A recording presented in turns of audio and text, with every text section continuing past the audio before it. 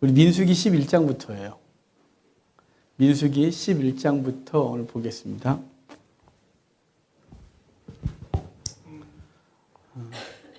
민수기 1장부터 10장까지가 조직정비와 규례 그랬어요. 조직정비와 규례 그래서 이스라엘 백성들의 인구를 세고 그리고 어떻게 진을 치고 어떻게 행진하고 그리고 혈통적으로 레위인이 아닌 사람들이 하나님 앞에 봉사하고 싶을 때 나실인 서원제도 하고 그 다음에 이스라엘 진영을 거룩하게 지켜야 돼서 그 의심제 같은 거 바른 삶을 얘기하고 그 뒤에 이제 레위인을 봉헌하고 그런 것으로 쭉 왔어요. 11장부터는 이제 시내산 출발하는 거예요. 시내산에서 벌어진 게 10장이거든요. 그러니까 11장부터는 시내산을 출발해서 가데스 바네아까지 오고 가데스 바네아를 중심으로 벌어진 사건이 이 두 번째 덩어리예요. 11장부터 20장까지가 바로 그 얘기를 진행하고 있거든요. 자, 11장은 이제 시내산에서 출발한 이스라엘 백성들이 출발하자마자 벌어진 사건. 그건 곧 원망이에요. 그래서 참 이 성도들 삶하고 똑같아요. 우리도 하나님 뭐 이렇게 복을 주십시오. 하나님 우리의 가정을 어떻게 해주십시오. 그럴까? 그래갖고 이제 그걸 위해서 흔들어 놓으시면 흔들리는 거 싫은 거죠. 그냥 그대로 아무 일 없이 잘 되길 바라지만 그런 건 없죠. 우리를 흔들어 놓으시고 우리를 고치시고 새롭게 하시는데 하여간 여기 11장부터가 이제 가나안 땅으로 가는 과정 가운데 시작하자마자 벌어지는 그 원망, 불평 이런 게 있어요.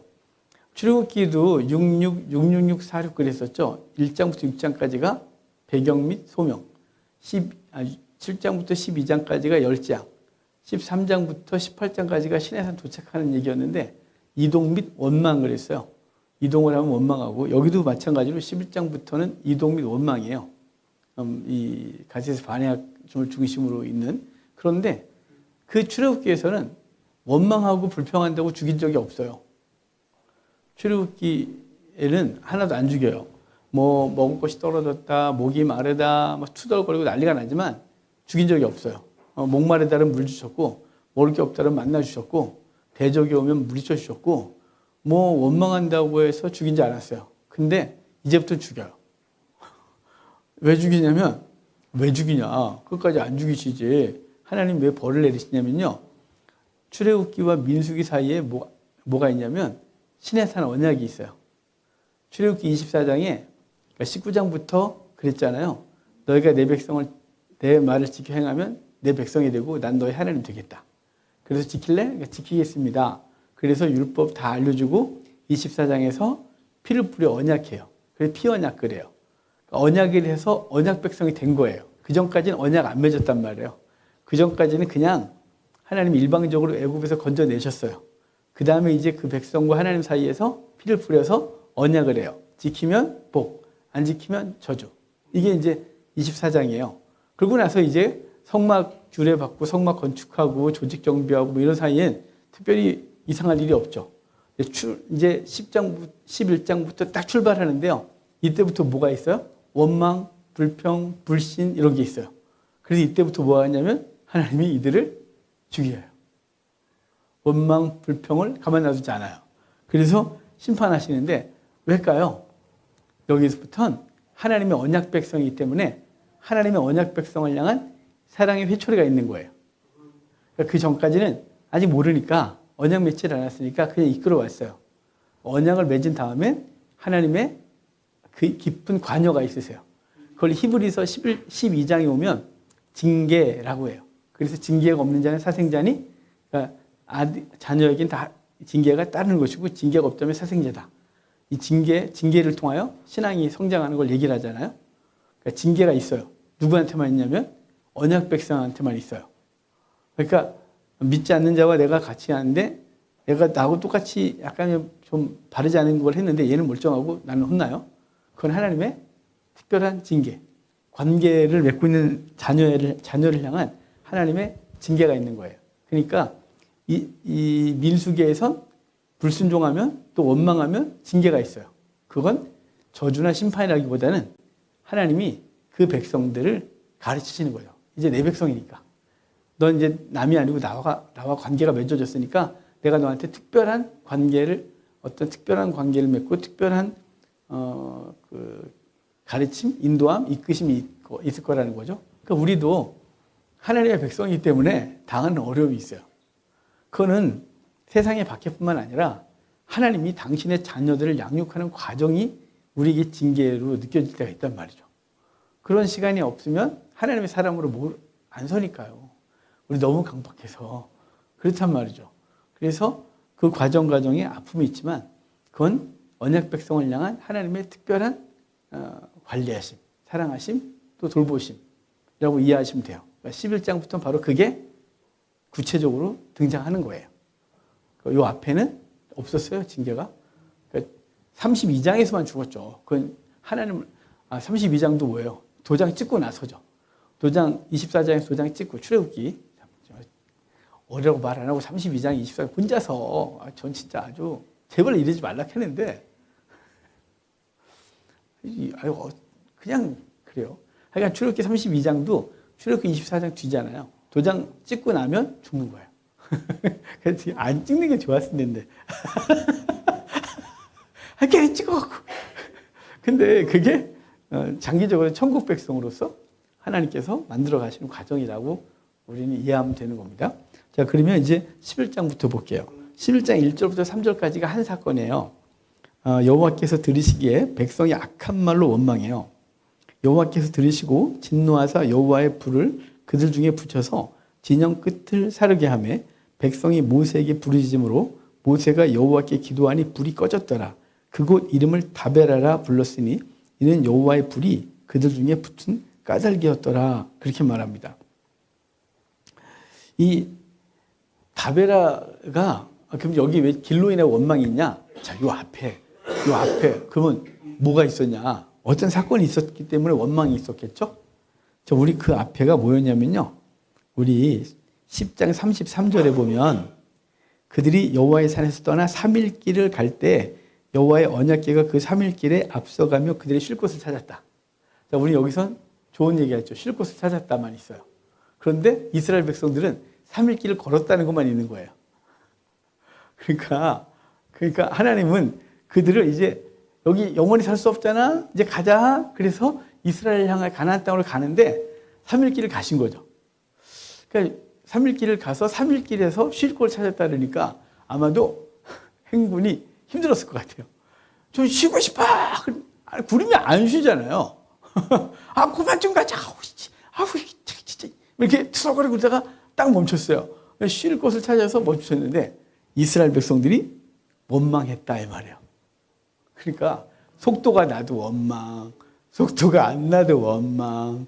야, 여기서 오래 살자 그래도 원망. 이제 갈까 그래도 원망. 이게 이들의 원망인데요. 우리도 그렇다 이 말이죠. 우리도 하나님께서 속도를 너무 내시면 감당 안 된다고 원망. 속도를 너무 천천히 늦추면 천천히 가면 왜 이렇게 속 터지게 빨리빨리 안 하냐고 원망. 이게 이제 우리가 갖고 있는 원망이 다베라의 원망이에요. 여기 원망은 바로 3일길 때문에 생기는 원망이에요. 우리 하나님 편에서만 하신 거예요. 이거는 3일길 앞서 행하시면서 쉴 것을 예비했다. 이건 하나님이 그들을 향한 하나님의 일이셨다면 그걸 받는 이스라엘 백성은 원망으로 다가왔다는 거예요. 이게 얼마나 똑같은 사건을 하나님 보시기에는 은혜로 이끌고 왔는데 백성들 입장에서는 원망으로 그 현상을 보는 거죠. 여러분, 그래서 우리가 우리에게 주어진 일상을 어떻게 해석하냐에 따라서 그 사람이 행복하냐, 불행하냐가 결정되죠. 어차피 우리는 바꿀 수 있는 게 없어요. 인생을 어떻게 바꿔요? 그냥 우리는 감당하는 거죠. 근데 어차피 감당해야 되는데 그 세월을 원망과 불평으로 감당하느냐, 하나님의 섭리 가운데 그분의 이끄심을 믿으면서 가느냐는 너무 달라요. 그러니까 하나님께서 이끄시는 것을 반응하고 그 시간을 감사로 가면 행복한데 그렇지 못하면 이들처럼 원망하는 거예요. 여러분들이 하나님의 속도가 좀 날 때 너무 정신없이 가면 그래도 아멘. 천천히 갈 때도 이유가 있는 줄 알고 그것도 아멘. 그러길 바라요. 그래서 그들이 원망하니까 진영 끝을 불살랐대요. 하나님이 왜 끝일까 싶으면 그냥 확 전체를 불질러 버리면 될 텐데 이유가 뭐예요? 징계가 목적이라니까요. 깨닫게 하는 게 목적이지 죽이는 게 목적이 아니에요. 그래서 우리 요한계시록에 보면 인나팔 대접이 있잖아요. 나팔이 3분의 1밖에 해를 당하지 않죠. 하늘이 3분의 1, 바다가 3분의 1, 물이 3분의 1. 왜 3분의 1이냐면 징계, 깨닫게 하시는 게 목적이에요. 멸하는 게 목적이 아니죠. 근데 거기서 못 깨달으면 대접이 있는 거예요. 그러니까 주의 백성에겐 그 하나님이 이끌어 가시는 거에 대해서 아멘하고 그 자리에 그 길을 묵묵하게 가는 게 중요합니다. 왜 이러십니까? 왜 막 그러면 정신이 하나도 없어요. 왜냐면 우리가 원하는 대로 이 일상이 안 되잖아요. 제가 이제 요 근래 벌어지는 걸 제 입장에서 말씀드려 볼까요? 제가 학교 강의를 시작하면서 1년 만에 그 학교가 쪼개졌어요. 저 혼자 남았어요. 이게 뭔 일인가 싶고, 그래서 이 친구, 저를 이끌어갔던 그분들하고 관계가 깨질까 두려웠어요. 근데 다 걸리고 저만 남았으니까 학교에. 난 찢는 거 싫다. 전 진짜 싫어해요. 우리가 한 2번 아팠잖아요. 저는 어떤 이유든지 그 대신 아주 신학적인 중요한 이유가 있거나 뭐 비도덕적이거나 이러면 비윤리적 그러면 이제 그건 좀 생각을 해봐야지만 아니 그게 아니면 그게 뭐가 중요해요. 그래서 남았는데 이제 그러면서 학교를 제가 다시 학교 기획하고 막 그런 과정 가운데 있었거든요. 근데 요새 또 학교가 되게 어려워요. 저 혼자 그 학교를 세우려면 혼자 할 수 있는 게 아니잖아요. 교단과 같이 힘을 밀어줘야 되고 교단에서 뭔가 좀 해주고 막 이래야 되는데 그게 또 잘 안 돼요. 그래서 원래 이렇게 찢어져 나왔던 교단에서 또 찢어지고 또 찢어지고 자꾸 그래요. 이게 성향이 그런지. 그래서 되게 아파요. 또 그 학교 문제 때문에 미국 갔다 오면서 그때 왜 가지? 정말 가는 이유를 몰랐어요. 가기 전까지도 공항에 도착했는데 너무 싫은 거예요. 가기가. 내가 여기를 왜 가노 싶고. 근데 같이 갔던 교수님들이 똑같은 생각을 하고 있는 거예요. 왜 우리가 사비를 들여갖고 여기를 왜 가냐. 여기 왜 시간 들여서 왜 가냐. 그렇다고 여행을 하냐. 가갖고 3일만 거기 자고 갔다 왔다 죽겠는데 왜 가냐. 막 이렇게 우리끼리 투덜거리고 갔어요. 갔는데 뭐 이렇게 거기 간 거는 그렇게 뭐 크게 중요한 게 아니었어요. 가보니까. 이제 갔다 오면서 하나님께서 내가 원망함을 갔는데 투덜거리고 하나님께서 예전에 계획했던 성경학교에 대한 꿈을 다시 찾게 해주셨어요. 그리고 요새 그것 때문에 제가 흥분이 돼갖고 정신이 하나도 없어요. 막 다시 기획하고 어떤 교수님을 영입할까. 예전에 꿈만 가졌었는데 그게 구체화되는 거예요. 갔다 온 이후에. 그러니까 저는 불평으로 갔지만 하나님이 하실 일이 있었기 때문에 보내시는 거죠. 우리 교회도 그렇게 진행되지 않을까요? 여러 가지들이. 그래서 예전에는 왜 이래요? 그랬었는데 요즘은 하나님께서 뭘 그렇게 움직이시면 당신의 뜻이 있으시죠. 이유를 모르지만 있으시죠. 이거죠. 수요일 오전에 만들어졌잖아요. 오전에 만들어졌는데 오실 거라고 생각했던 분들이 갑자기 문제가 이렇게 생겼어요. 예전 같으면 투덜거렸겠죠. 요새 투덜 안 거려요. 하나님, 당신이 이걸 미리 예비하시고 사단의 방해라도 넘어지지 않을게요. 하나님께서 원하셔서 여셨고 이 시간을 통해서 누군가가 양육받아야 될 걸로 믿어요. 예전 같으면 투덜이었어요. 우리 딸내미 황전서가 저를 투덜이라고 아빠라고 투덜이 누구냐 할까? 저래. 너 일로 와. 이제 하도 투덜거리니까 하나님께서 투덜이. 근데 옛날에 그랬는데 지금은 아니에요. 하나님께서 뭔가 앞서가셨다 싶으면 내 생각과 다르고 그래도 하나님이 일하고 계시군요. 아멘이에요. 이렇게 움직이는 거죠. 그러니까 우리 길을 하나님께서 이끌어 가시는데 우리 그분 길을 따라가고 있잖아요. 근데 내가 생각했던 방식, 내가 생각했던 어떤 게 아니고 그게 아니고 그냥 가고 계시면 우린 그냥 그 길을 따라가고 여기가 아닌데요. 여기 3일길 앞서갔는데 3일길 도착해 보니까 원래 그 시내산 밑에서 정착했던 곳보다 안 좋았겠죠. 왜냐면요. 시내산 밑에서 그 50일 만에 도착하고 시내산에 그리고 거기서 1년 동안 1년 1개월 만에 출발했거든요. 그러니까 한 10개월 이상을 그 장소에 있었어요. 굉장히 괜찮았던 장소고 쫙 넓고 여러 가지가 조건이. 근데 거기서 딱 출발하면 그때부터 또 광야가 계속 연결되니까 길도 그렇고 장소도 그랬겠죠. 그러니까 원망한 거예요. 여러분, 하나님께서 이끄심을 믿는다면 오늘 내가 있는 자리, 내에게 벌어지는 사건들이 원망이 아니라 기대감으로 바뀌길 바라요. 하나님 이 일을 왜 이렇게 버리셨죠? 하나님 이 아픔은 지금 뭔가 있군요. 하나님께서 하시는 일이 있으신 거죠? 라고 묻고 아멘하고 그걸 보면 보는 관점이 달라지고 그 시간들이 다르게 다가와요. 그러니까 그런 은혜가 있기를 바랍니다. 그래서 징끝을 사는 건 징계의 의미지 멸하려는 게 아니에요. 그리고 그래서 이제 모세가 가서 하나님 앞에 기도하고 이제 멈추게 되죠, 불이. 제가 4절 보면 이 다베라라고 하는 지명은 불에 탄 곳이라는 뜻이에요. 그러니까 사건 이후에 지명이 결정된 거죠. 불을 하나님이 징끝을 살았기 때문에 그때 결정된 게 다베라예요. 근데 이제부터는 사실 시내산부터 가데스 바네아까지가 명확하지가 않아요. 지리가. 그래서 시내산도 그런 얘기 들어보셨죠? 지금 그 사우디아라비아가 시내산이다라고 하는 그분 김상학 집사님인가? 약간 성함이 모르겠는데 기억이 안 나네요. 또 다른 분이 엉뚱한 이름 붙이면 안 되는데 미디안이 사우디아라비아 땅이 미디안 땅이다.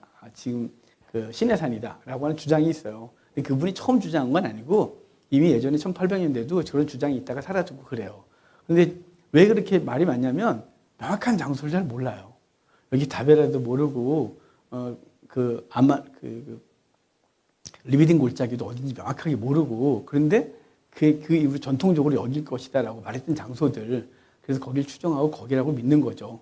그러니까 그거는 중요하지 않기 때문에 상관없어요. 하지만 이 사건이 중요한 거죠.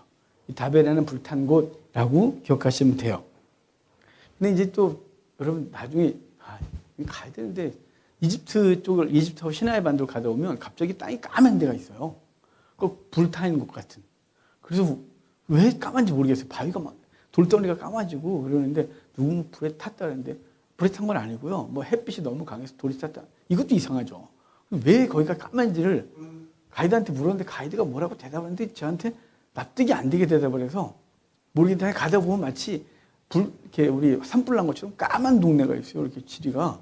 저도 이유는 모르겠어요. 거기가 아마 그런 식으로 까맣게 탔겠죠. 다베라. 하여간 그래요. 자, 4절부터 보면 이제 여기서 중요한 얘기가 나오죠. 여기 이제 우리가 잘 아는 메추라기 사건이 있는 거예요. 거기 그들 중에 섞여 사는 다른 인종. 이스라엘 백성들이 출애굽할 때 온갖 잡족이 함께 나왔다 그러거든요. 출애굽할 때 이스라엘 백성, 유대인만 나온 게 아니고요. 히브리인만. 거기 그 열재앙을 통해서 이집트가 뒤집어지니까 지금 장자들 다 죽고 난리가 났잖아요. 그럼 그때 거기 살던 난민들, 뭐 이런저런 사람들, 그 도망자들 다 따라 나온 거죠. 그러는 바람에 히브리인들만이 아니라 잡족이 섞여 나와요. 그 잡족이 섞여 나왔는데 그들이 탐욕을 품음에 이스라엘 자손도 다시 울며 이르되 누가 우리에게 고기를 주워 먹게 할까? 자, 지금 원망이 전염되는 거 보이시죠? 섞여 사는 무리가 원망을 하니까 그걸 보고 있는 사람이 자기들도 하나님께 원망을 하는 거죠. 그래서 여러분 친구 사귈 때 긍정적인 말을 하는 사람하고 이렇게 움직여야 되잖아요. 제가 이제 사람들하고 이렇게 어울릴 때 목회자들도 근데 이제 목회자들하고 어울릴 때 제가 피하는 부류가 몇 개 있어요. 첫째는 목회 성공에 대한 얘기를 하는 사람은 절대 안 만나요. 그분들하고 만나다 보면 자꾸 목회 본질을 놓치고 어떻게 교회를 키우냐, 어떻게 성도를 모으냐가 우리 대화 속에 그런 얘기가 나오니까 자꾸만. 그거는 본질에서 벗어났다고 생각하기 때문에 저는 그런 모임을 안 갖고 그런 세미나도 안 가고 또 그런 사람들하고 대화를 길게 안 해요. 왜냐면 제가 병들까 봐. 그리고 또 하나는 부정적인 말만 계속하는 사람들 있죠. 너무 피곤해요. 너무너무 힘들어요, 그거. 그래서 그 현상을 자꾸 부정적으로만 해석하고 그런 사람하고는 잘 안 어울려요. 왜냐면 저도 전염 되거든요. 근데 이제 삶 속에서 힘든 이야기를 서로 나누는 거 그 정도 말고요. 사람하고 현상이 누구한테 계속 뭔가 안 좋게 얘기하고 뭔가 안 좋게 하고 막 이러면 되게 피곤해요. 그거 어떻게 적응도 안 되고 그런 사람하고는 오래 안 있어요. 그렇다고 해서 관계를 끊어버릴 수는 없지만 그런 얘기 나오는 순간 말 돌리든지 아니면 그 자리를 잠깐 피하든지 되게 힘들어요. 그러니까 여기 지금 이게 전염성이 있어서 그래요. 그러니까 우리가 믿음의 말을 하면 믿음의 말이 전염돼요. 근데 불신앙의 말을 하면요. 불신앙의 말이 전염돼요. 그래서 저와 여러분들이 집에 가서 신앙의 말을 이렇게 해야 되는 거죠. 이제 사담이지만 우리 김 집사가 되게 싫어한대 그런 거. 몰랐어요. 남 얘기하는 거 되게 싫어한대요. 그래서 어쩐지 남 얘기를 안 하더라고. 근데 그래서 제가 들어봤잖아요. 잠깐만. 집에 가서 잠깐만. 내가 우리 집사님 욕한 적 있나? 잠깐만. 와 신경 쓰게. 다음에 안 할 거니까 걱정하지 마요. 그러니까 그런 건 전염돼요. 되게 부정적인 거죠. 그러니까 여러분 거룩한 얘기가 나오면 거룩한 얘기가 전염되거든요. 근데 부정적인 얘기, 비판의 얘기가 나오면 비판의 얘기가 전염돼요. 그래서 서로 병들어요. 그러니까 우리가 하나님 앞에서 교회 내에서도 마찬가지예요. 교회 내에서도 누군가 어떤 A란 집사, A란 권사, A란 장로님, 집사님 이렇게 말할 때 좋은 얘기만 자꾸 집어내게 하면 그 되게 내가 갖고 있는 시선도 바뀌거든요. 주변도 바뀌고. 근데 자꾸 불평하면 이게 그러는 거예요. 그거를 관광 잘못했다 그러는 거예요. 그러니까 그렇게 되면 자기만 병드는 게 아니에요. 자기는 시원할지 모르겠지만 자기도 이미 말할 때 병들었고요. 그걸 듣는 사람은 이미 심각한 병이 든 거를 아셔야 돼요. 제가 예전에 대방동에서 성경을 강의한 적이 있거든요. 1년짜리 창세기부터 요한계시록까지 일주일에 하루 모여서 성도들한테 강의한 적이 있어요. 그 중에 한 분 권사님이 그 끝날 때쯤에 그분이 매번 주일 밥 나가서 먹게 되니까 그분이 주일날도 주방 전체 담당하시고 한 300명 되는 교회인데 그분이 전체를 흔들고 계시는 거예요. 되게 열심히세요. 권사님. 성경 공부도 열심히고 알기도 되게 많이 하시고 교회 봉사도 무지하게 열심히 하시는 거예요. 그분이 점심때마다 식사를 준비해서 다 내려가서 밥을 그분이 한 걸 다 주방에서 먹었거든요. 교회 식당에서. 그분이 어느 날 끝날 때쯤 되는 저한테 목사님, 아휴, 저 때문에 우리 아들이 교회를 안 나와요. 그래요. 그래서 왜요? 권사님 때문에 왜 아들이 안 나와요? 했더니 이래요. 목사님, 제가요 아들하고 둘이 살아요. 권사님이. 그 집에 가면 아들하고만 얘기하잖아요. 그러니까 집에 가서 장로님이 어떠니, 목사가 어떠니, 전도사가 어떠니 다 일하는 거예요. 뭐 얼마나 많은 게 보이겠어요. 그래서 열심히 하다 보면 그게 좀 보이거든요. 딱 얘기한 거예요. 근데 그분이 그 아들이 그 전주에 엄마 나 교회 안 갈래요. 그랬더래요. 그래서 왜? 그랬더니 교회는 제대로 된 인간이 하나도 없어요. 그랬더래요. 아닌데 그게. 그래서 그러면 그게 우리 교회가 그러면 옆에 교회 갔더니 거기도 마찬가지일 것 같아서 안 가. 그래서 그 아들이 그때부터 교회를 안 간다고 저한테 그러는 거예요. 그래서 권사님 왜 그러셨어요? 그랬더니 그러게요. 나는 그냥 아들하고 그냥 자기는 좋은 의도로 한 얘기인 거예요. 근데 그 아들이 좋은 의도는 하나도 안 듣고 나쁜 얘기만 다 들은 거예요. 장로님이 어떻다, 권사님이 어떻다, 우리 담임 목사님 어떻다, 부목사 이런 얘기만 계속 들으니까 이게 이 경험 그걸 직접 경험하지 않은 아들은 집에 와서 엄마 얘기를 다 듣고 나서 교회 가면 존경이 하나도 안 되는 거죠. 담임 목사님 설교하면 니나 잘해라. 뭐 권사님이 뭐 얘기하면 아이고 또 그랬지 싶고 장로님 그러면 아이고 장로가 돼갖고 이러니 이게 은혜가 되겠어요? 결국은 그 아들이 병들었죠. 그러니까 절대로 이건 교훈 와서 여기 이 지금 섞여 사는 무리가 탐욕을 품에 이스라엘 백성이 함께 그들도 울며 탐욕을 부리는 거예요. 그러니까 어떤 사람과 함께 하냐 신앙의 색깔도 결정돼요. 여기 요밖에 안 되면 안 되는데 빨리 가야 되는데요. 저거 이거 주일 설교 아닌데 저 5절 갈게요. 우리가 애굽에 있을 때에는 값없이 생선과 오이와 참외와 부추와 파와 마늘을 먹은 것을 생각나거늘 이제는 우리의 기력이 다하여 이 만나 외에는 보이는 것이 아무것도 없다 그래요. 예전 개혁 성경에 정력이 세어 있다 그랬거든요. 여기 기력이 세어 있다 그래요. 사실은 이들이 지금 나온 지 1년하고 1개월밖에 안 됐거든요. 그리고 나와갖고 다 갖고 와서 먹었고 그리고 소, 양, 염소는 먹고 싶을 때마다 회막 앞에 끌고 와서 먹었단 말이에요. 그러니까 이들이 못 먹었던 건 신선한 채소는 먹기 힘들었겠죠. 농사 짓는 게 아니었으니까. 그래서 이해가 되지만 이 만나 외에는 아무것도 없다라고 말해요. 그래서 이 만나를 저기 또 뒤에 가면 박한식물 이렇게 표현하거든요. 이 만나가 사실은 이게 은혜인 거죠. 광야에서 먹을 것이 없어 굶어 죽게 생긴 사람들에게 하늘에서 매일 아침마다 만나가 내렸는데 만나를 내려줬는데 그 만나를 가지고서 감사가 아니라 원망거리가 되고 있다는 건 우리가 탐욕 때문에 그러죠. 그러니까 탐욕이 있기 때문에 오늘 우리의 삶이 불만인 거죠. 얼마나 감사한 게 많습니까? 정말 감사한 게 많죠. 저도 매번 감사해요, 우리는. 그래서 매번 감사한다고 하지만 가끔은 원망하죠. 무슨 원망하냐면요. 저는 사실은 전 삶이 다 감사해요.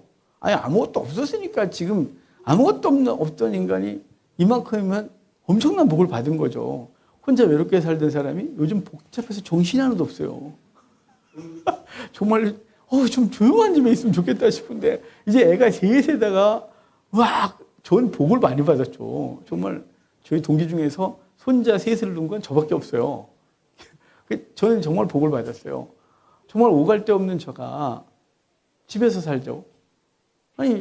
뭐 옷도 뭐 많지는 않지만 깔끔한 옷 입고 다니고 밥을 굶지는 않아요. 그러니까 저는 아무리 생각해도 원망할 게 없는데 원망하는 게 있어요. 뭐냐면요, 햇빛 좀 보는 집이 있으면 좋겠다. 우리 집 앞뒤가 빌라라서 그 간격이 3m도 안 돼요. 앞집하고 저희 집이. 그러니까 이렇게 옆집에서 내려다볼 때 있어요. 기분 되게 나쁘잖아요. 그러니까 뽀보기를 다 붙여버렸어요. 그게 불편하잖아요. 그러니까 뽀보기를 붙여놓은 판에 빛이 안 들어와요. 그러니까 또 이거 열면 내려다 보이고 닫으면 어둡고. 그러니까 빛은 이제 좀 살고 싶다. 하늘 좀 보고 싶다. 뭐 이런 투덜거림이죠. 그거 진짜 감사한 게 너무 많습니다만. 그러니까 여기 만나 외에는 이 말은 원망거리 찾아내서 탐욕이 우리에게 주어진 걸 감사하지 못하게 하는 거죠. 그러니까 감사할 게 많은데 감사거리는 안 보이고 인간의 눈엔 원망거리만 보여서 이 만나 외에는 아무것도 없다. 그럼 만나는 가시 같다 그러잖아요. 저 뒤에 있어요. 가시. 가시가 뭐냐면요. 우리 그 고수풀 씨앗이에요. 가시가. 그러니까 동남아하고 중앙아시아에 다 자라는 거거든요. 중동까지. 이게 그 씨가 벽씨보다 통통해요. 저기 있으니까 보시면 돼요. 가시. 그래서 쌀알보다 약간 통통합니다. 크기는 거의 비슷한데 그렇게 동글동글하다 그랬잖아요. 그게 만난데 하늘에 내려서 이걸 기름에 튀겨도 먹고 뭐 구워도 먹고 쪄도 먹고 쌀 같은 거죠. 그래서 이거를 그들이 받았는데 원망하는 거예요. 그래서 10절을 보면 백성의 온 종족들이 각기 자기 장막 문에서 우는 것을 모세가 들으니라. 이러므로 여호와의 진노가 심히 크고 모세도 기뻐하지 않았다. 모세가 여호와께 여짜오되 어찌하여 주께서 종을 괴롭게 하십니까? 어찌하여 내게 주의 목전에서 은혜를 입게 하지 아니하시고 이 모든 백성을 내게 맡기사 내가 그 짐을 지게 하십니까? 모세도 짜증난 거죠. 모세가 이런 짜증을 저기 애굽에서 한번 낸 적이 있어요. 애굽에서 5장에서 출애굽기 5장에서 그들이 모세가 바로한테 갔다가 나오니까 이들이 일이 고되니까 모세를 향하여 우리가 늘 언제 불렀냐, 네가 왜 이러냐 그러는 바람에 주여 내가 저것들 났습니까요? 막 그러면서 이제 기도했고 6장에 다시 소명받고 7장부터 일이 진행이 되거든요. 모세가 여기 질러버린 거죠. 그러니까 시내산에서 내려왔을 때 송아지 우상숭배가 때려부시고 3,000명 죽이는 사건 벌어지고 이제 성막 짓고 출발하자마자 또 이러니까 정말 길 때문에 원망해서 그들이 죽는 걸 보고 주여 살려주셔서 그래고 그 분향 그 향을 가지고 가서 중간에 멈춰서 진노를 풀었는데 이젠 또 먹느라고 투덜거리니까 내가 저것들 났습니까? 저것들 왜 이럽니까? 라고 원망을 하고 있는 거예요. 그래서 이제 모세가 그러니까 하나님께서 13절에 보면 이제 15절에까지 보면 주께서 내게 이같이 행하실 텐데 구하옵나니 내게 은혜를 베푸사 즉시 나를 죽여 내가 고난당함을 내가 보지 않게 하소서 이렇게 말해요. 여러분 이게 고난받는 성도들의 모습이에요. 차라리 날 죽이라고. 내가 저 인간 언제까지 내가 돌봐야 되냐. 날 죽이라고 내 삶을 왜 이렇게 오랫동안 이렇게 짐을 지게 하냐고 내가. 이거죠. 이거. 그러지 마십시오. 사실은 그 산다싱이 그죠? 인도의 성자 산다싱 맞죠? 그 히말라야 산맥 넘어갈 때 그 사람들이 여러 가다가 자기만 살겠다 올라간 사람은 가서 다 얼어 죽었고요. 그 한 사람이 이렇게 쓰러진 걸 산다싱이 업었대 그러죠? 업어서 올라갔는데 이 사람들만 살았어요. 그게 유명한 얘기인데 왜냐하면 둘이 체온 때문에 사는 거죠. 그 짐 내게 지워졌기 때문에 산 거예요. 그 짐이 내게 있어서 내가 신앙 쓴 거예요. 근데 우리는 그 짐이 없으면 내가 온전할 것 같잖아요. 아니죠. 인생은 편할 수 있지만 하나님의 사람으로 설 수 있는 기회는 없을 거였죠. 그러니까 우리에게 주어진 그 문제는 주여 내가 왜 이걸 집니까? 투덜거리고 모세에서 차라리 날 죽여라. 하나님한테 한 얘기예요. 날 죽여라. 제발 죽여라. 그런데 하나님이 왜 죽이냐 너를 계속 줘야지. 너 죽이면 그 집 누가 지냐? 네가 줘야지. 그래서 우리에게 짐을 지우게 하시는 거예요. 여러분 그러니까 불평하고 투덜거린다고 사라지지 않습니다. 그러니까 하나님은 절대로 짐을 걷어가지 않으시고 이거 갖고 어려우면 어떡하니? 그래서 짐을 더 주실 수 있으니까 감당하셔야 돼요. 자, 16절에 여호와께서 모세에게 이르시되 이스라엘 노인 중에 내가 알기로 백성의 장로와 지도자가 될 만한 70명을 모아 내게로 데리고 회막에 이르러 거기서 너와 함께 서게 하래요. 이게 뭐냐면요. 혼자 못 감당하겠으니까 하나님께서 너와 함께 할 사람 70명을 세우래요. 근데 여기서 자격이 없어요.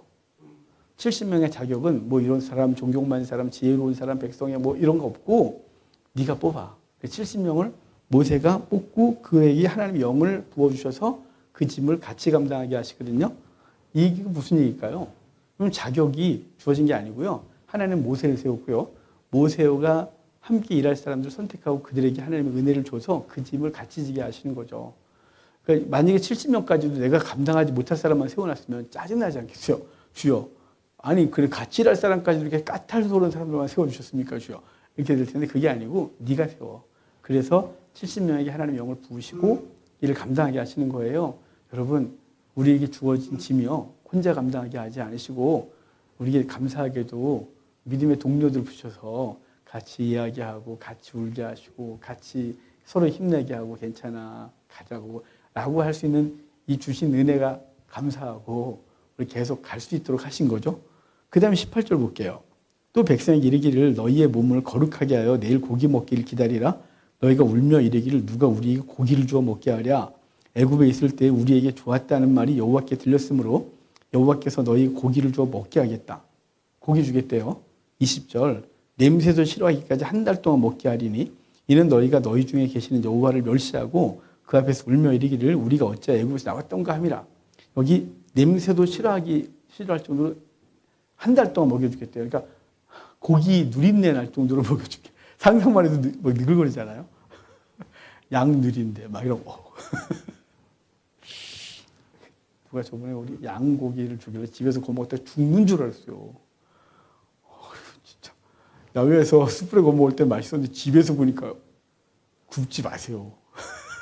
양 누린내가 며칠 동안 집에서 죽는 줄 알았어요. 그러니까 그게 한 달 동안 있겠대요. 이게 감사한가요? 하여간 어찌됐거나 한 달 동안 먹게 하겠다 이 말은 그래 너희가 원망한 거 그래 줄게 내가 한 달 동안. 그런데 모세가 주여 그걸 어디서 주겠냐요. 23절에 여호와께서 모세에게 이르시되 여호와의 손이 짧으냐 내가 이제 내 말이 내게 행하는 것을 보리라 라고 했고요. 하나님께서 주시죠. 그게 31절부터 만나예요. 그 만나를 출애굽기 16장에도 만나가 처음 등장하거든요. 메추라기 죄송해요. 출애굽기 16장에도 주님께서 만나와 메추라기를 주셨다 그래요. 아침에는 만나, 저녁에 메추라기. 근데 그거는 아니에요. 왜냐하면 메추라기는요 철새예요. 텃새가 아니고 시내 광야에는 메추라기가 안 살아요. 먹을 게 있어야 살죠. 걔네도 벌레도 좀 먹고 곡물도 좀 먹었는데 광야에서 뭐 땡볕에서 어떻게 살아요 그것들이. 걔네가 거기 사는 게 아니고요. 이디오피아에 살다가 그 다음에 레바논 이쪽 시리아 쪽으로 왔다 갔다 하는 새들이에요. 그러니까 철을 따라서 그 이디오피아와 그 다음에 거기 뭐 그 해적들 사는데 유명한 해적들 있잖아요. 중에 아유 진짜 거기 갑자기 생각이 안 나죠. 예멘 뭐 이쪽 그 아래쪽 예 그쪽에 아예 머리가 갑자기 막 집중력을 막 발휘하시는데 나라 이름이 생각이 안 나네. 그러니까 소말리아하고 이디오피아 이쪽에 그쪽에 살다가 이제 저기 쫙 홍해를 따라서 올라가서 시리아까지 올라가는 새예요. 거기서 있다가 또 내려오고 추워지면 그래서 철새인데요. 그러니까 올라갈 때 내려올 때 한 번씩 시나이 반도 옆을 지나가요. 시나이 반도를 안 들어오고 홍해에서 그 아카바만 저기 수에즈만으로 가면 지중해로 가는 거고 아카바만으로 오면 이제 이스라엘 땅으로 올라가잖아요. 그 아카바만 쪽으로 쭉 올라오다가 거기 이제 해변가로 올라와요. 왜냐면 얘네가 여러분 메추라기 나는 거 메추라기도 못 보셨죠? 살아있는 거 먹어보긴 하셨죠? 뭐 먹어도 드셔보셨죠? 그 카작에서 카작에서 메추라기 탕이 있더라고요. 메추라기 한 마리 이렇게 쭉 벌려갖고 이렇게 맛있대요. 우리 목사님. 비둘기도 그렇게 끓여요. 중동에서 비둘기탕을 그렇게. 그래서 먹는데 메추라기는 이렇게 옛날에 구워 먹었었는데 농장에서 하는데 실제로 메추라기를 현장에서 보는 적은 별로 없죠. 근데 조그만 병아리만 해요. 병아리처럼 생겼어요. 또 이게 그놈이 참새처럼 날거든요. 꽁까니까 이놈이 높이 못 날아요. 그러면 참새가 날 때 꽁이 날 때 한 번에 쫙 그렇게 안 날아가요. 그건 기록이나 그러죠. 그러니까 참새 꽁까는 후룩 이렇게 날아가요. 그러니까 어디 앉을 데가 필요하잖아요. 그러니까 시나이 반도하고 홍해 해변가를 계속 따라 올라가는 거예요. 계속. 그래서 지금도 그 홍해에 그 얘네들이 이동할 때 되면 그 홍해를 왔다 갔다 하는 배에 얘네들이 앉아서 가요. 그래가지고 확 앉아갖고 야 편하다 야 이러면서 이제 그렇게 이동을 한대요. 보진 못했어요. 그런 얘기를 어떤 책에서 본 적이 있는데 하여간 그러는데 얘네가 올라가잖아요. 그럼 이제 그때 하나님께서 동풍을 불었다 그러죠. 저기 31절을 보면 바람이 여호와께서부터 나와 바다에서부터 메추라기를 보라. 바다에서 부니까 동쪽에서 바람이 부는 거예요. 동쪽에서 시나이 반도 쪽으로 바람이 불어요. 그러면 메추라기들이 그 강력한 바람 때문에 방향을 잃어버리고 시나이 반도로 들어오는 거죠. 이스라엘 백성들은 바로 시내산에서 그 아카바만 쪽 해변길을 따라서 쭉 올라가고 있고 완전히 해변을 붙지 않았지만 그 메추라기하고 만나겠죠. 그래서 일이 벌어지는 거예요. 그래서 하루길 되는 지면이 두 규빗쯤 내리게 한지라. 하루길은요, 하루가 30km거든요. 하루길이. 그러니까 사방으로 하루길. 엄청나게 넓게 퍼졌죠. 얘네가 정신을 못 차리는 거예요. 그래서 두 규빗은 1규빗이 50cm, 두 규빗은 1m죠. 그러니까 이 정도는 제 키가 커요.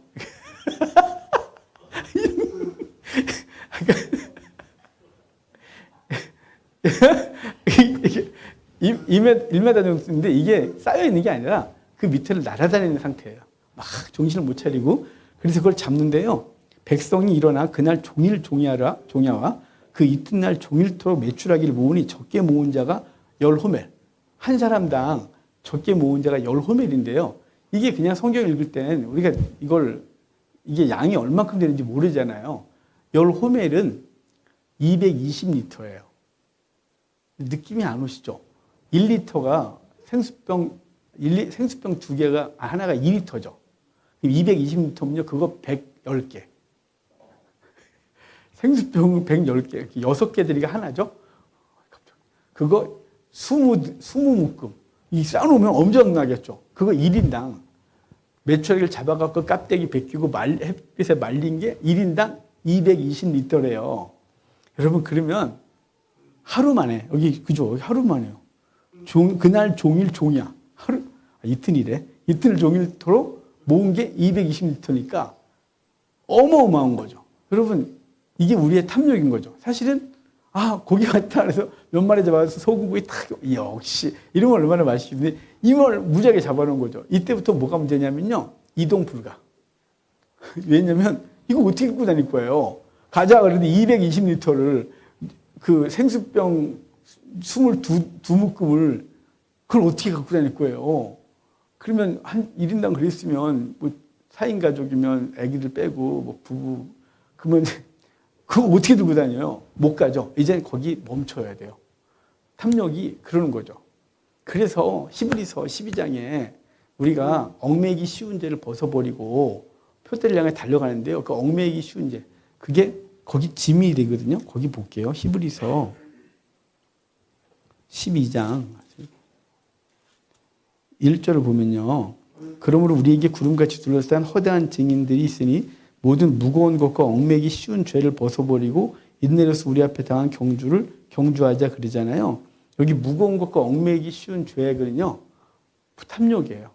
그래서 앞에 10장까지가 이 땅에서 잘 살고 이 땅에서 안전하고 이 땅에서 박해 없이 살아가는 그 삶을 생각했다가 그것이 이제 예수를 믿으면서 같은 유대인들에게 박해를 당하니까 학교도 못 가지, 사업도 안 되지, 장사도 안 되지. 그러니까 다시 돌아가려고 하는 그들에게 그걸 내려놓으라. 얽매이기 쉬운 죄는요. 무거운 것과 얽매이기 쉬운 죄는 히브리서 전체에서 이 땅에서 잘 살고자 하는 탐욕이에요.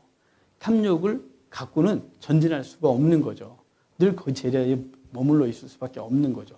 여기 그 메추라기는 인간의 탐욕이 얼마나 무서운지를 보여주는 거예요. 그 탐욕대로 다 주면 우리는 천성을 향하여 달려갈 길이 무겁고 움직이기 싫은 거죠. 그래서 부자가 죽을 때 되게 안 됐다면서요. 아쉬워한다면서요. 왜냐하면 너무 많이 모았는데 못 쓰고 죽어서. 그러니까 많이 쓰십시오. 저한테 맛있는 것도 사주시고 우리 그러니까 그렇게 우리 그렇게 사는 거죠. 그래서 중요한 거 뭐냐면 탐욕은 우리로 앞으로 못 나가게 해요. 220리터의 매출하기는 절대로 움직일 수가 없는 거예요. 그래서 거기에 다 장사 지내죠. 그래서 이 33절 보면 고기가 아직 이 사이에 있을 때 있어 씹히기 전에 여호와께서 백성에 대해 진노하사 심히 큰 재앙으로 치셨으므로 그곳 이름을 기브로 샀다와 탐욕의 무덤이다 이렇게 졌다는 거죠. 탐욕의 무덤. 그곳에서 탐욕을 부리고 그곳에서 그들은 하나님 앞에 심판을 당하게 되는 거예요.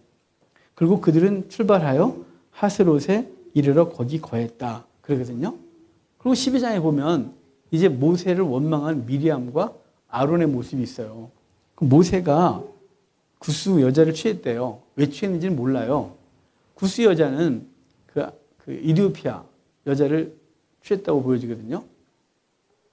하여간 그런데 이제 여기서 인종적인 어떤 이런 얘기를 하면 안 돼 보이는 건 이미 이집트에 12아들이 갔고 거기서 이미 가나안 땅부터 이방 여인, 가나안 여인과 결혼했고 우리가 잘 아는 요셉도 그 제사장의 딸과 결혼해서 이미 이방 여인과 결혼했고 그들이 이미 다 그런 상태예요. 그럼 나중에 가나안 땅에 들어온 상태에서 율법이 주어지고 나서야 그들에게는 이방 여인을 두지 않도록 하는 규례가 생기거든요. 여기도 뭐 언약 이후에야 그렇다라고 말하면 우리가 좀 그렇겠지만 여긴 그런 이유가 아닌 것 같고 그의 아내 시보라가 안 따라왔는지 따라왔는지 되는 얘기도 없어요. 시보라가 언제 마지막으로 등장했냐면 출애굽기 18장에 마지막 등장하거든요. 원래 시보라가 그 전에 언제 등장했냐면 하나님 앞에 모세가 소명받고 이집트에 이제 이 백성들을 구하러 갈 때 그때 그의 아들과 그의 부인을 데려가다가 출애굽기 4장에서 여호와의 사자가 그 모세를 죽이려고 하니까 시보라가 그의 아들의 하체를 벗겨 표피를 벗기고 그 모세에게 던지면서 네 때문에 내 새끼 피 흘렸어. 이는 내 피난편이라는 말을 그렇게 했단 말이에요. 그러고 나서 하나님께서 통과가 그래서 모세의 아내 시보라와 아들은 집으로 갔고 모세만 이스라엘 백성을 건지겠다고 형 아론과 함께 가거든요. 그러고 나서 이제 시내산에 도착했을 때 그 장인 이드로와 함께 온 집안이 와요. 그러고 나서 시보라가 어떻게 된지를 얘기가 없어요. 그래서 시보라가 애들만 주고 난 갈래. 니네도 안 가. 라고 돌아갔는지 따라왔는지가 없어요. 근데 출발하고 얼마 있다가 모세가 구스 여인과 결혼하는 얘기를 보면 안 따라왔을 가능성이 아주 크죠. 그의 아들들은 따라왔던 게 분명해요. 왜냐하면 나중에 사사기에 보면 모세의 손자가 등장하잖아요. 그 단지파 사건에서 그 제사장이 그 모세의 손자 요나단 맞죠? 이름이 또 이제 헷갈리면 안 되니까 잠깐 볼게요. 갑자기 또 이상한 소리 하면 또 영상에 다 남는데 아주 무서워 죽겠어요. 잠깐만요. 레위 사사기에 미디안 제사장의 집에 아들이 가고요. 요나단 맞죠? 제가 요나단 그랬죠? 네. 몇 장이에요? 여기 18장 30절에 18장 30절에 모세의 손자 게르솜의 아들 요나단. 그러니까 무너진 얘기를 하는 거예요. 모세 집안도. 그러니까 그때 시보라 얘기가 없어요. 그래서 여기 구스 여인과 결혼한 것은 그가 이제 새로운 여인을 취하고 결혼했다고 보여지는데요. 이게 무슨 문제가 있는지 명확하게 얘기를 안 하고 아론과 미리암이 모세를 비방하죠. 구스 여인과 결혼했다는 것 때문에. 2절에 보면 그들이 이르되 여호와께서 모세와만 말씀하셨느냐 우리와도 말씀하지 아니하셨느냐 하매 여호와께서 이 말을 들으셨더라 그래요. 그러니까 야 모세 너하고만 하나님 말씀하냐 우리하고도 한다. 사실은 모세가 이제 하나님 앞에 소명을 받았지만 미리암도 선지자로 취급하거든요. 아론도 하나님의 말씀을 모세를 통하여 받아서 사명을 감당하고 후에 대제사장이 되어지죠. 그러니까 나름대로 자기들도 역할이 있다고 생각하는데 모세가 결혼한 것 때문에 이렇게 시비를 걸어요. 그러면서 3절에 이 사람 모세는 온유함이 지면의 모든 사람보다 더했다 그러거든요. 하나님 앞에서 그가 온유함으로 훈련받은 존재로 서 있는 거죠. 그런데 원망하니까 4절 보면 여호와께서 갑자기 모세와 아론과 미리암에게 이르되 너희 세 사람은 회막으로 나오라. 회막으로 나오라는 건 하나님 앞에 서라.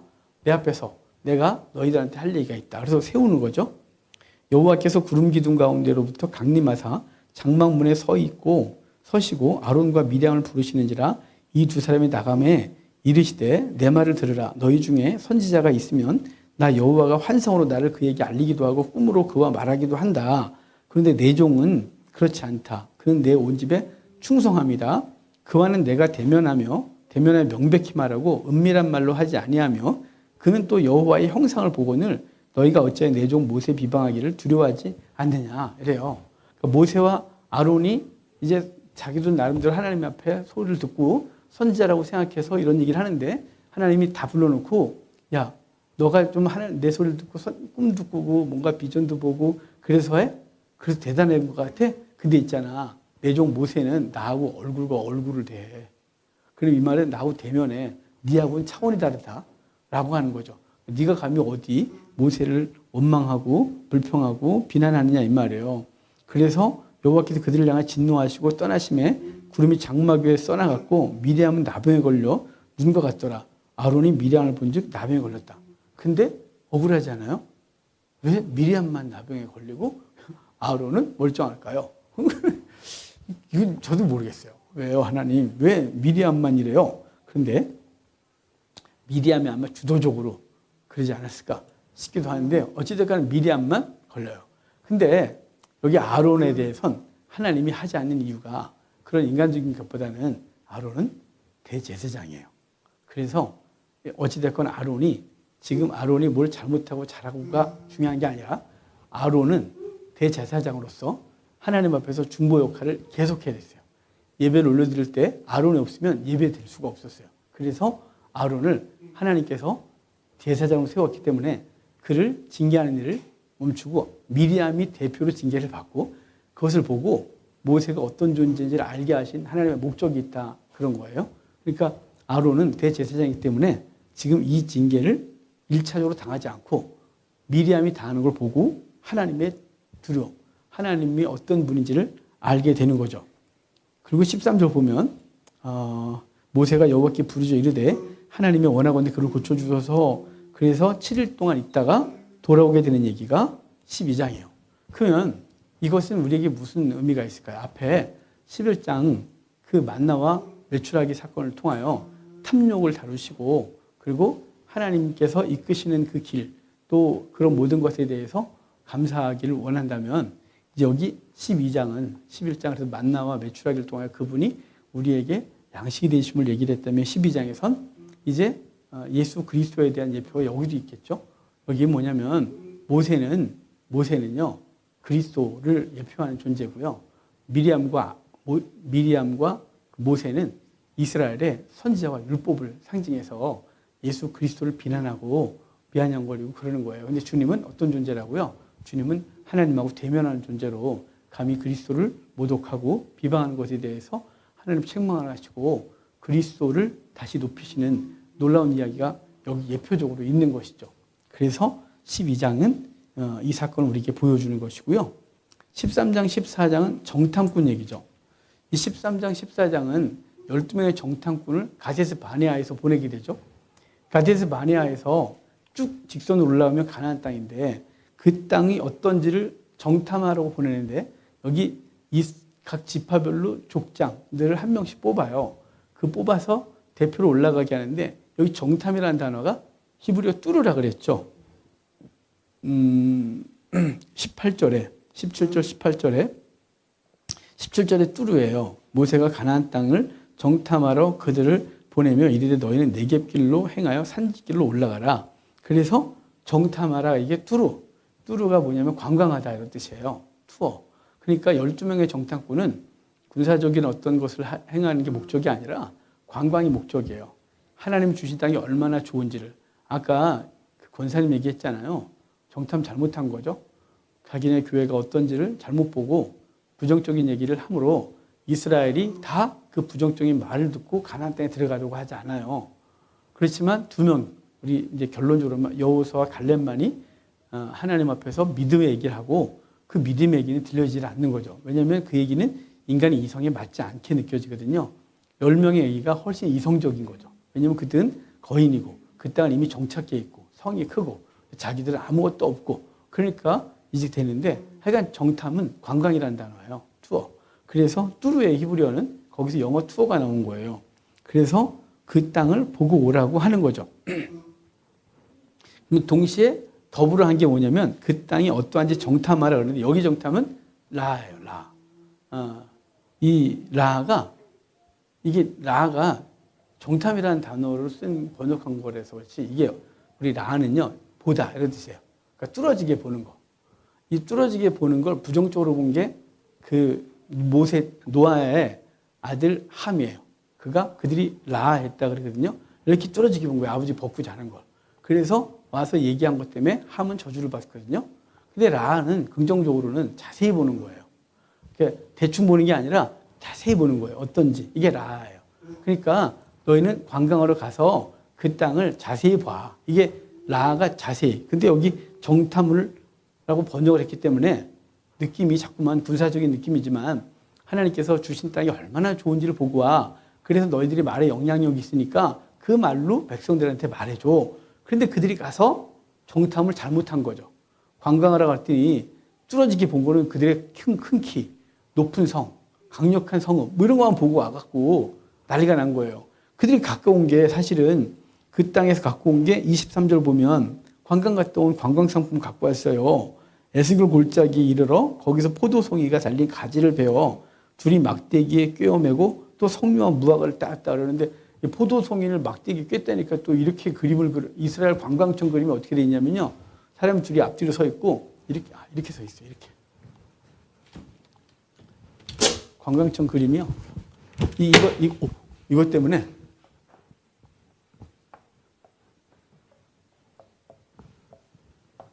이렇게 돼 있고요. 포도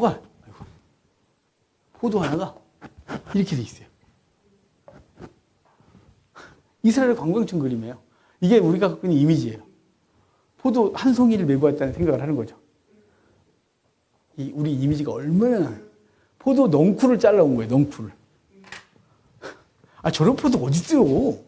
고대는 있을 수도 있어요. 뭐 여러 가지 말들이 있어요. 포도 송이가 뭐 이스라엘 땅에 이따만한 포도가 있다는 둥 있는데 이따만한 포도가 있어도 이런 포도는 없어요. 어디 있어요? 그래. 그게 아니고 포도 넝쿨을 잘라갖고 둘이서 메고 온 거예요. 얼마나 풍성한지를 보여주고 싶은 거죠. 그리고 여기 석류, 무화과 등등을 갖고 와서 이 땅은 정말 좋다라고 말해줬죠. 그런데 자 이제 30절부터 보면 갈렙이 모세 앞에서 백성을 조용하게 하고 이르되 우리가 곧 올라가서 그 땅을 취하여 능히 취하리라 라고 해요. 그들이 부정적인 얘기를 하니까. 또 32절 보면 이스라엘 자손 앞에서 그 정탐한 땅을 악평했대요. 10명이. 이르되 우리가 두루 다니며 정탐한 땅은 그 거주민을 삼키는 땅이다 라고 말해서 그들은 이제 10명은 자기가 메뚜기 갖고 가봐 죽는다 막 그러니까 여호수아와 갈렙의 얘기는 묻혀버린 거죠. 믿음의 얘기는 늘 현실적인 얘기 앞에서 힘을 잃어버려요. 현실이 훨씬 더 이성적인 거죠. 우리 오전에 헬라 사람들은 지식을 구한다 그래서 이성적이고 논리적인 이야기를 더 추구하는 게 인간이죠. 근데 믿음은 때로는 무모해 보이고 미래가 보이지 않으니까 이상한 거죠. 어찌됐건 여기 여호수아 갈렙 얘기는 먹히지 않고 나머지 10명의 얘기 때문에 그들이 하나님께 원망하고 우리가 차례를 돌아가겠대요. 여러분 돌아갈 수 있는 길이 아니라 그랬죠. 우리 세례가 갖고 있는 의미, 세례는 홍해를 건넜기 때문에 더 이상 뒤로 빽할 수가 없다.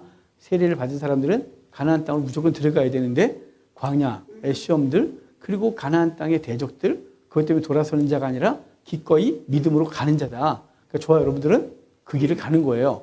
그러면 그 길을 누가 예비하고 있나요? 하나님이 예비하시고 분명히 그랬잖아요. 그 땅을 주리라. 시내산에서 그랬거든요. 나 안 가. 니네가 그냥 줄게. 하나님 없으면 안 가요. 그래서 같이 가줄게. 그랬으면 이미 주시겠다고 했고 같이 가겠다고 했으니까 앞에 있는 대적들과 험악한 분위기를 이겨내고 가야 되는데 우리는 주저앉고 돌아가고 싶은 거예요. 예전의 삶이 훨씬 안 좋았음에도 불구하고 예전의 삶으로 돌아가는 게 마치 거기 우리는 망각의 은혜를 갖고 있어서 옛날에 좋았던 거, 하나님 없이 살 때가 편했던 느낌, 뭐 이런 것만 갖고 있는 거예요.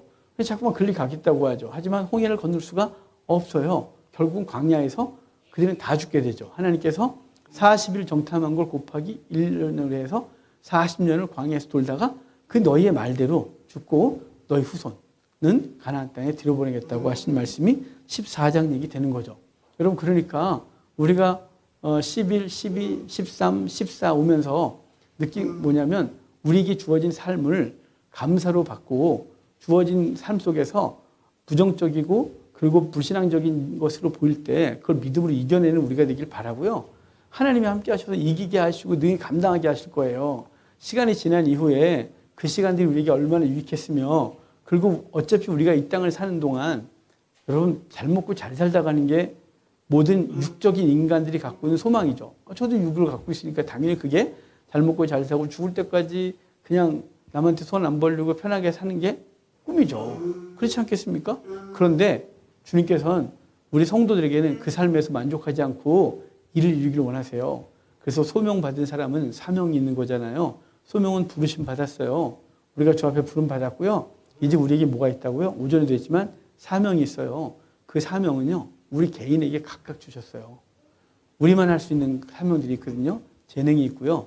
우리가 겪었던 아픔들이 있고요. 그 모든 것들은 사명으로 승화되어져서 그 일을 감당하다가 주 앞에서는 우리가 되기를 바랍니다. 우리가 이 땅에 올 이유가 있잖아요. 하나님 우리를 보내신 이유 그것을 절대로 놓치지 말고 그 사명을 잘 감당해내는 그리고 그 시간들과의 오늘이 있다는 사실을 기억하고 믿음으로 살아내는 우리가 되기를 바랍니다. 우리 기도하고 마치겠습니다.